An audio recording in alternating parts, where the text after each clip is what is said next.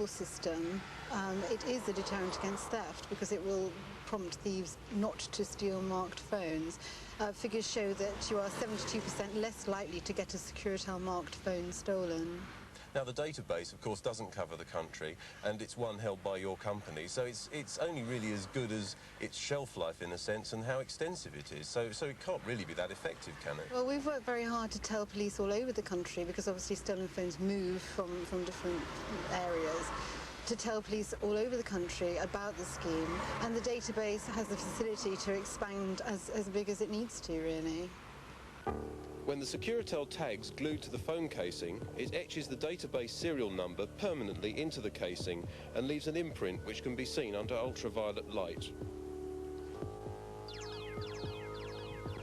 When you switch on a mobile phone, it tells the network its unique electronic serial number. It's this ESN identification which the criminal can change, making a second-hand phone virtually untraceable.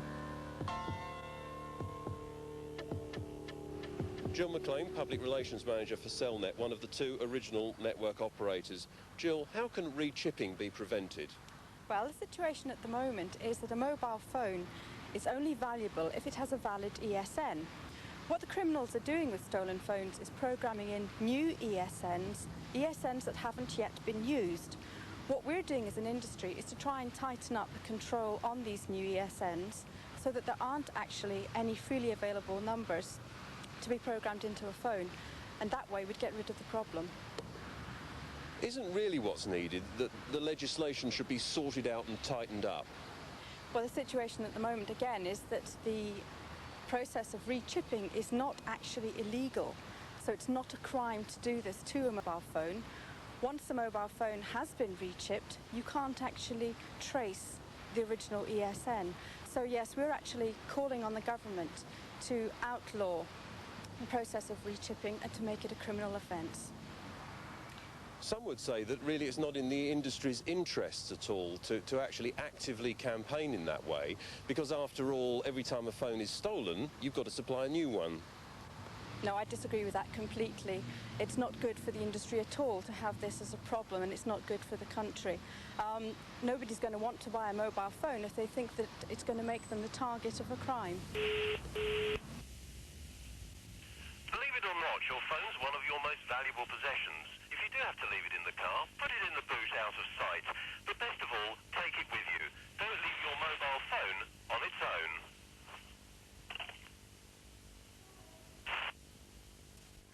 Top Magna there, looking at security when it comes to mobile phones. So here you are, you're watching Scene on 7. It's our summer special. And, well, it's sort of watery theme. Excuse me a second. There you go. A watery theme more this week. It's off to Snail Swimming Pool we go now, where we join Tony Rourke. He has a cyclophone, whatever one of those is.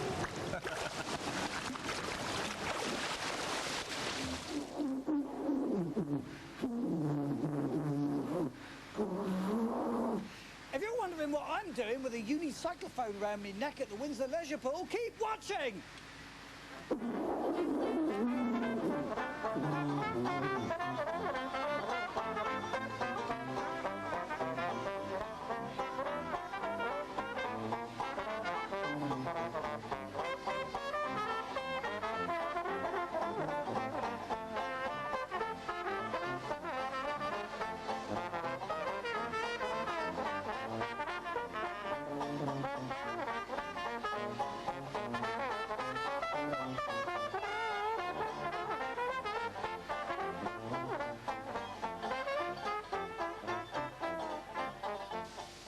You're the leisure pool manager. This is brilliant. What a great idea to have cabaret in a swimming pool and all the audience are down in the pool. Is this the first time this has ever been done? Well, we run a regular slot now. First Wednesday of every month we have a band, different sort of band, and we try and bring the changes, middle of the road stuff, Blues Brothers, jazz tonight. We've got a German Strollers band coming along in a month's time. So you name it, we try and bring it in. You've got a junior disco as well, haven't you? That's right. We've got junior discos third Friday of every month, and really that's a guest DJ coming in and doing dedications and requests and that sort of thing for everyone. Was that all your idea, was it? Well, we try and do a variety of things to bring people in, really, and Windsor Leisure Leisure Pool isn't just somewhere to swim, it's an entertainment centre as far as we're concerned, and putting on a variety of activities to give people a range of experience is what it's all about. And it's all free. It is, well, no extra charge, normal admission prices, anyone who wants to come along and enjoy the fun.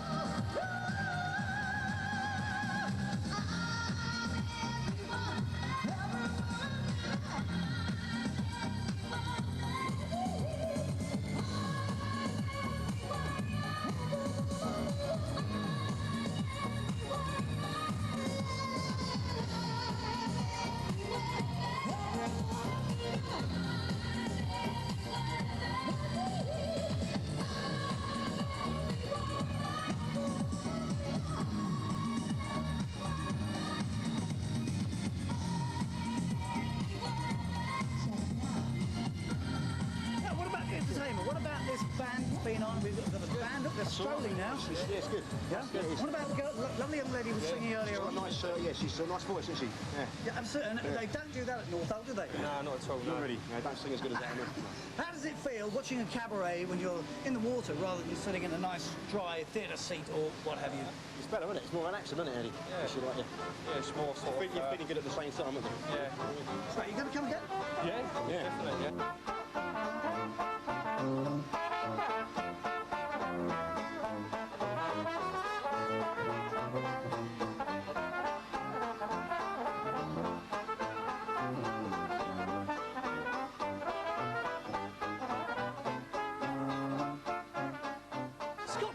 You're the agent who's actually put this whole thing together. Have you ever booked an act to work in a swimming pool before? No, the answer to that is an absolute no. In 25 years in the business, never in a swimming pool. And how do you think they've coped with it? Absolutely brilliant. But then the atmosphere here is good, you know, and the Windsor Leisure Pool is probably one of the best places that you could come to for a whole night's entertainment. Right. Do you envisage that in the future that there are going to be a lot more people in the water watching the acts? Oh, absolutely. In the water, over in the cafe, they're having a meal, sitting having a drink, making a whole night after they've done their gym, their saunas or whatever they're going to do. This is going to expand, isn't it? It's going to go out of control soon. It's going to be on every night of the week before long. Let's hope so. Let's hope so. That's the aim of the whole thing.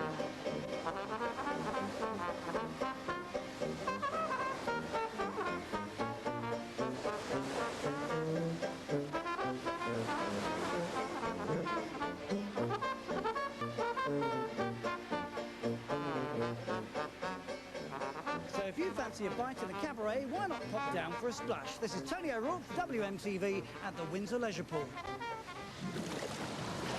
Well, we all know what a cyclophone is now, thanks to Tony O'Rourke, and a little bit of jazz by the pool. Well, we continue with our summer special right now. You've often probably seen the guys driving along the motorways. They are the police, and if you're ever in an unfortunate position where you actually get stopped by them, you've probably seen some of the paraphernalia that they all have in their cars. Well, we joined Martin Harper and found out exactly what does go on in the day of the life of a policeman.